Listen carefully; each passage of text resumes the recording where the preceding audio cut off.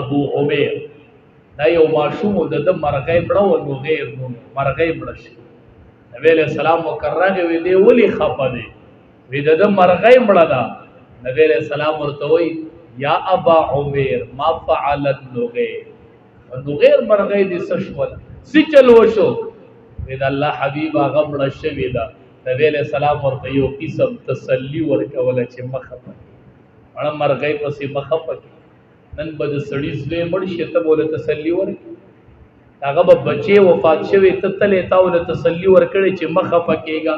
دا نابالغ اولاد دې دا بستا په آخرت کې سفارش کوي دا الله حمد بیانوا الله فرشتو ته ابن له بیتا وسموه بیت الحمد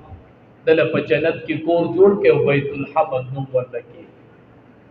نو تا دا تسلی ورکړي دا هغه مرغۍ مړه امام الانبیاء ورته تسلی دا د قران استاد